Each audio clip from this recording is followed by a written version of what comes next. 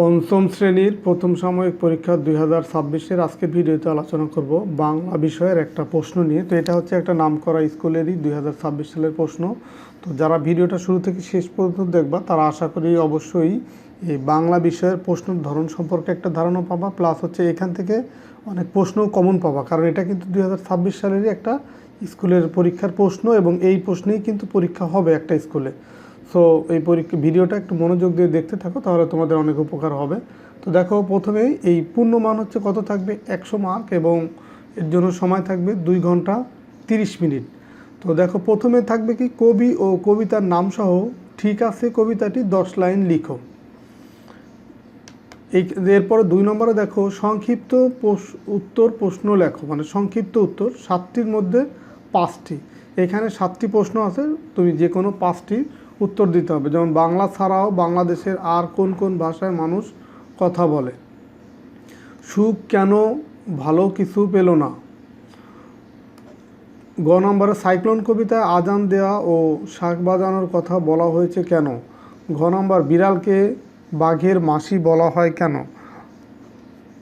রাখাল ছেলে কবিতার গ্রামটিকে সবুজে ঘেরা বলা হয়েছে কেন। শৈবাল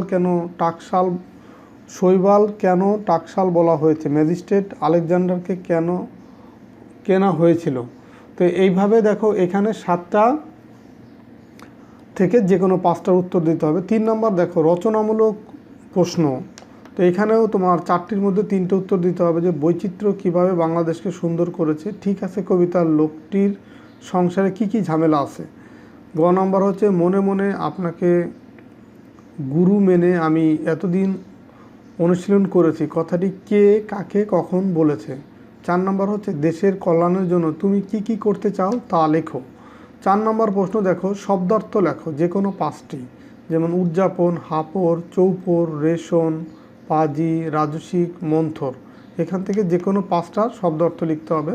5 নম্বর হচ্ছে, উপযুক্ত শব্দটি বাছাই করে নিচের বাক্যগুলোর শূন্যস্থান পূরণ করে উত্তরপত্রে লেখো। তো এইখানে দেখো, এই 7টা শব্দ আছে।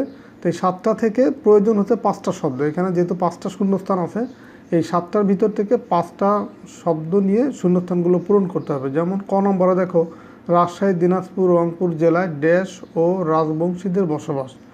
এখানে আর কি হবে সেটা এখানে বসাতে হবে। রাখাইনদের উৎসবের নাম ড্যাশ। বাঘ ড্যাশ প্রজাতির সবচেয়ে বড় প্রাণী। তারপরে দেখো, এই 4 নম্বরে সুতা দিয়ে বানানো হতো মসলিন।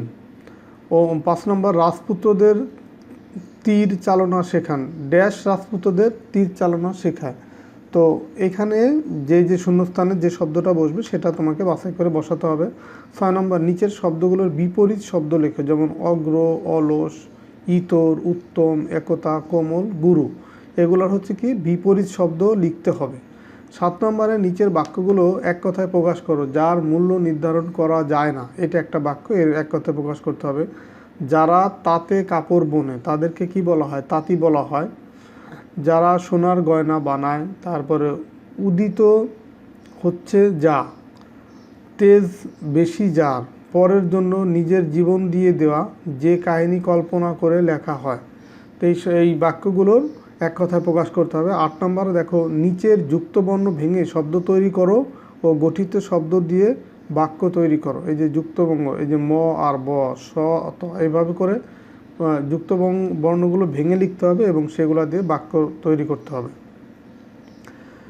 9 নম্বরে, মনে করো তুমি দিনা বা দিহান।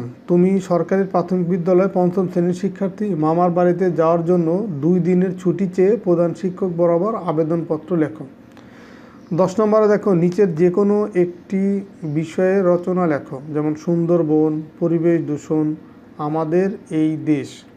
এখান থেকে তোমার 3টি থেকে যে কোনো একটি বিষয়ে একটা রচনা লিখতে হবে।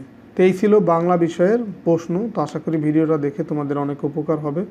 তো ঠিক আছে, সবাই ভালো থাকো, সুস্থ থাকো, কথা হবে পরবর্তী ভিডিওতে। আল্লাহ।